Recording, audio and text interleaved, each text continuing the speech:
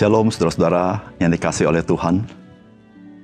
Apakah saudara bersyukur saudara dan saya adalah orang-orang yang beriman kepada Yesus Kristus?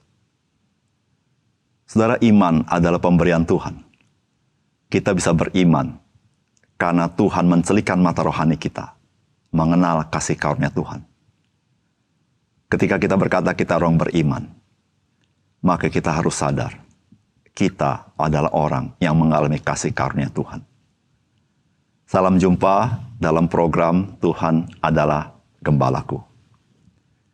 Iman melampaui apa yang kita lihat, atau dapat dikatakan iman itu melampaui pengalaman-pengalaman yang kita alami. Sehingga surat Ibrani berkata begini, saudara. Ibrani pasal 11 ayat 1. Iman adalah dasar dari segala sesuatu yang kita harapkan dan bukti dari segala sesuatu yang tidak kita lihat. Pengalaman hidup kita bisa saja tidak cocok dengan apa yang kita imani. Namun kita harus sadar bahwa iman itu sendiri adalah dasar dari segala sesuatu yang kita harapkan dan bukti dari segala sesuatu yang kita tidak lihat. Oleh karena itu firman Tuhan berkata begini kepada kita. Di dalam 2 Korintus pasal 5 ayat 7. Sebab hidup kami ini adalah hidup karena percaya, bukan karena melihat. Sebagaimana Tuhan Yesus berkata, berbahagialah mereka yang tidak melihat, namun percaya. Saudara, mari kita membaca firman Tuhan dari Kejadian pasal 50. Lalu Yusuf merebahkan dirinya mendekap muka ayahnya serta menangisi dan mencium ayahnya. Dan Yusuf memerintahkan kepada tabib-tabib, yaitu hamba-hambanya, untuk merempah-rempahi mayat ayahnya. Maka tabib-tabib itu merempah-rempahi mayat Israel. Hal itu memerlukan 40 hari lamanya, sebab demikianlah lamanya waktu yang diperlukan untuk merempah-rempahi. Dan orang-orang Mesir menangisi dia 70 hari lamanya.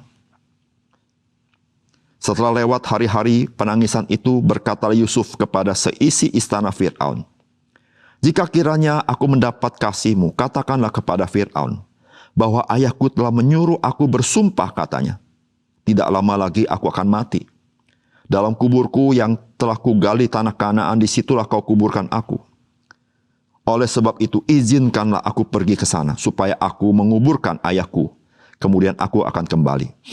Lalu berkatalah Fir'aun, pergilah ke sana dan kuburkanlah ayahmu itu, seperti yang telah disuruhnya kepada engkau bersumpah. Lalu berjalanlah Yusuf ke sana untuk menguburkan ayahnya, dan bersama-sama dengan dia berjalanlah semua pegawai Fir'aun, para tua-tua dari istananya, dan semua tua-tua dari tanah Mesir, serta seisi rumah Yusuf juga, saudara-saudaranya dan seisi rumah ayahnya. Hanya anak-anaknya serta kambing domba dan lembu sapinya ditinggalkan mereka di tanah Gosyen. Baik kereta maupun orang-orang berkuda turut pergi ke sana bersama-sama dengan dia, sehingga iring-iringan itu sangat besar. Sehingga mereka sampai ke Goren Haatat yang di seberang sungai Yordan, maka mereka mengadakan di situ ratapan yang sangat sedih dan riuh, dan Yusuf mengadakan perkabungan 7 hari lamanya karena ayahnya itu. Ketika penduduk negeri itu, orang-orang Kanaan melihat perkabungan di Goren Haatat itu, berkatalah mereka, inilah perkabungan orang Mesir yang amat riuh. Itulah sebabnya tempat itu dinamai Abel Mirsaim, yang letaknya di seberang Yordan. Anak-anak Yakub melakukan kepadanya seperti yang dipesankannya kepada mereka. Anak-anaknya mengangkut dia ke tanah Kanaan, dan mereka menguburkan dia dalam gua di ladang Makpela yang telah dibeli Abraham dari Efron, orang Het itu, untuk menjadi kuburan milik, yaitu ladang yang di sebelah timur Mamre. Setelah ayahnya dikuburkan, pulanglah Yusuf ke Mesir, dia dan saudara-saudaranya, dan semua orang yang turut pergi ke sana bersama-sama dengan dia untuk menguburkan ayahnya itu. Ketika saudara-saudara Yusuf melihat bahwa ayah mereka telah mati, berkatalah mereka, boleh jadi Yusuf akan menendam kita dan membalaskan sepenuhnya kepada kita segala kejahatan yang telah kita lakukan kepadanya. Sebab itu mereka menyuruh menyampaikan pesan ini kepada Yusuf. Sebelum ayahmu mati, ia telah berpesan, beginilah harus kamu katakan kepada Yusuf, Ampunilah kiranya kesalahan saudara-saudaramu dan dosa mereka, sebab mereka telah berbuat jahat kepadamu. Maka sekarang ampunilah kiranya kesalahan yang dibuat hamba-hamba Allah ayahmu. Lalu menangislah Yusuf ketika orang berkata demikian kepadanya. Juga saudara-saudaranya datang sendiri dan sujud di depannya serta berkata, kami datang untuk menjadi budakmu. Tetapi Yusuf berkata kepada mereka, janganlah takut, sebab aku inikah pengganti Allah. Memang kamu telah mereka-rekakan yang jahat terhadap aku, tetapi Allah telah mereka-rekakan untuk kebaikan, dengan maksud melakukan seperti yang terjadi sekarang ini, yakni memelihara hidup suatu bangsa yang besar. Jadi janganlah takut, aku akan menanggung makanmu dan makan anak-anakmu juga.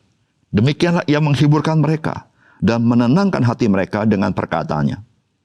Adapun Yusuf, ia tetap tinggal di Mesir beserta kaum keluarganya, dan Yusuf hidup 110 tahun.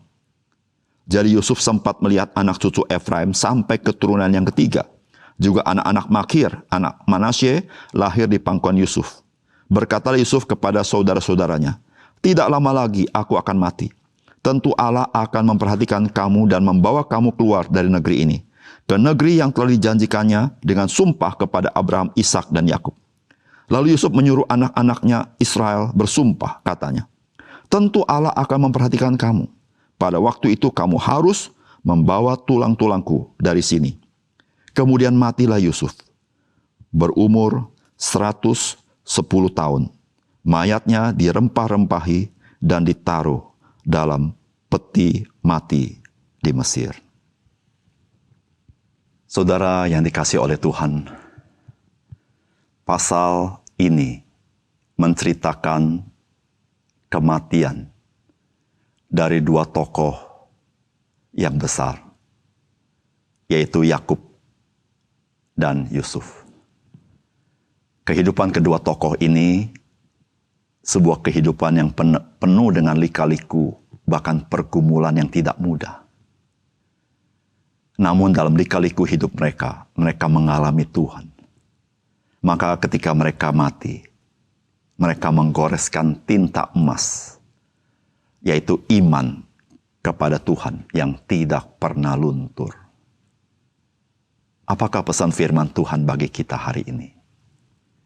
Pertama-tama, mari milikilah hati yang selalu percaya kepada janji Tuhan. Saudara, Yakub adalah seorang yang mengalami betapa Tuhan setia kepada janjinya. Di dalam seluruh lika-lika hidupnya, Tuhan itu bersama-sama selalu dengan dia. Sehingga ketika dia akan mengakhiri hidupnya, dia berpesan kepada anaknya supaya dia dikuburkan di pekuburan leluhurnya, yaitu di Makpela, yaitu di tanah Kanaan, tanah perjanjian. Meskipun ketika ia wafat di tanah Mesir. Namun permintaan dia itu adalah sebuah ekspresi iman, bahwa dia percaya Tuhan yang berjanji memberikan tanah perjanjian itu kepada keturunannya. Tuhan akan menggenapinya. Oleh karena itu Yakub minta, dia tidak dikuburkan di Mesir, tapi dia dikuburkan di ladang Makpela, di tempat orang Het yang dibeli Abraham pada waktu lalu. Saudara yang kasih oleh Tuhan, kita bisa saja meninggalkan dunia ini. Namun, Tuhan, dia tidak pernah meninggalkan kita. Biarlah kita memiliki iman yang terus-menerus kepada Tuhan. Dan tidak pernah lekang oleh zaman. Tidak pernah luntur oleh badai apapun. Karena kepada siapa kita percaya, dia melampaui segala-galanya. Bahkan penderitaan, kesusahan, perang, badai hidup tidak dapat memisahkan kita daripada kasih Kristus kepada kita. Sehingga Alkitab berkata, kita orang percaya lebih daripada pemenang. Oleh karena itu, saudara, marilah kita memiliki iman sebagaimana Yakub beriman kepada Tuhan. Dia dapat dipercaya di dalam seluruh hidup kita, bahkan melewati hidup kita sekalipun. Yang kedua, saudara, firman Tuhan hari ini mengajar kepada kita, kita yang percaya kepada Tuhan, kita dipanggil untuk menjadi berkat. Saudara, itulah yang dikatakan Yusuf kepada saudara-saudaranya. Ketika saudara-saudaranya mulai khawatir karena ayahnya telah meninggal. Maka Yusuf berkata, janganlah takut sebab aku inikah pengganti Allah. Memang kamu telah mereka-rekakan yang jahat terhadap aku, tetapi Allah telah mereka-rekakannya untuk kebaikan dengan maksud melakukan seperti yang terjadi sekarang ini, yakni memelihara hidup suatu bangsa yang besar. Jadi janganlah takut, aku akan menanggung makanmu dan makan anak-anakmu juga. Saudara, kakak-kakak Yusuf berbuat jahat kepada Yusuf. Namun Yusuf sadar, penghakiman bukanlah hak Yusuf. Yusuf tidak boleh berlaku sebagai Tuhan. Itu yang seringkali kita mengerti sebagai playing God. Saudara, kita tidak boleh berlaku seperti Tuhan yang boleh menghakimi orang lain. Tetapi sebagaimana Yusuf, dia terpanggil untuk menjadi berkat dan memberkati saudara-saudaranya. Demikian juga dengan kita. Panggilan Tuhan kepada kita orang percaya tetap tidak berubah. Apapun kondisi dan situasinya, bagaimanapun pengalaman kita, panggilan Tuhan tetap. Kita harus jadi berkat bagi semua orang. Saudara yang kasih oleh Tuhan, panggilan ini adalah panggilan yang mulia. Karena di dalam panggilan ini, Tuhan mau memberitahukan kepada kita, sesungguhnya orang percaya adalah orang yang telah diberkati, sedang diberkati, dan akan diberkati, bahkan akan mengalami kemuliaan kasih karunia Tuhan. Saudara, mari tetap pada panggilanmu, jadi berkat kepada orang lain, apapun yang engkau hadapi dalam hidup ini. Yang ketiga, saudara, firman Tuhan hari ini mengajarkan kepada kita, satu kali kita akan meninggalkan dunia yang fana ini. Tetapi ingatlah, Tuhan kita setia memegang janjinya melampaui kehidupan kita yang fana ini. Di dalam ayat 24-26 berkata Yusuf kepada saudara-saudaranya, tidak lama lagi aku akan mati, tentu Allah akan memperhatikan kamu dan membawa kamu keluar dari negeri ini, ke negeri yang telah dijanjikannya dengan sumpah kepada Abraham, Ishak dan Yakub. Lalu Yusuf menyuruh anak-anak Israel bersumpah, katanya, tentu Allah akan memperhatikan kamu. Pada waktu itu kamu harus membawa tulang-tulangku dari sini. Kemudian matilah Yusuf. Saudara-saudara yang kasih dalam Tuhan, Yusuf punya kesadaran. Dia punya keterbatasan memelihara saudara-saudaranya. Keterbatasan itu adalah selama dia masih hidup di dunia yang fana ini. Namun bagaimana selanjutnya? Saudara-saudara, Yusuf tahu sebagaimana Tuhan memelihara Yusuf, memelihara Yakub, memelihara Ishak, memelihara Abraham. Demikianlah Tuhan, dia akan memelihara saudara-saudara Yusuf, keturunan Israel. Disitulah Yusuf berkata, Allah tentu akan memelihara kamu. Saudara yang kasih oleh Tuhan, bagaimana kita tidak disebut orang yang berbahagia sebagai orang percaya? Karena pemeliharaan Tuhan tidak berhenti hanya sampai hidup kita ini. Tapi pemeliharaan Tuhan melampaui hidup kita yang fana. Kepada keturunan kita, kepada anak cucu kita. Ketika kita tidak lagi sanggup memelihara mereka. Ketika tangan kita ini tidak sanggup lagi bekerja untuk mereka. Ketika hidup kita ini berhenti di dalam kefanaannya, untuk dilanjutkan kepada kekekalan. Tuhan, Dia berjalan bersama keturunan kita.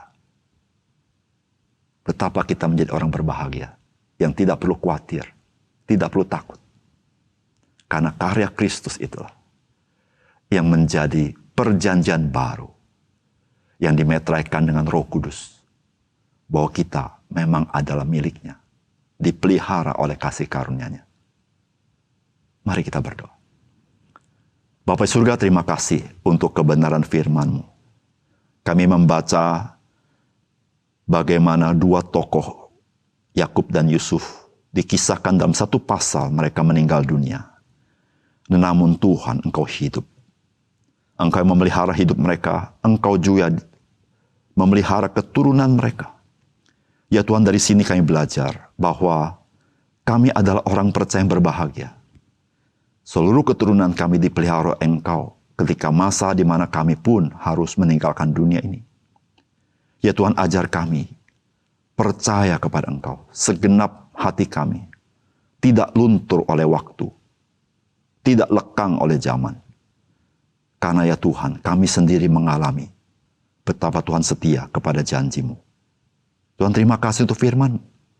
Kami berpaut padamu, kami mengandalkan Engkau, karena kami percaya kepada janji-Mu ya Tuhan.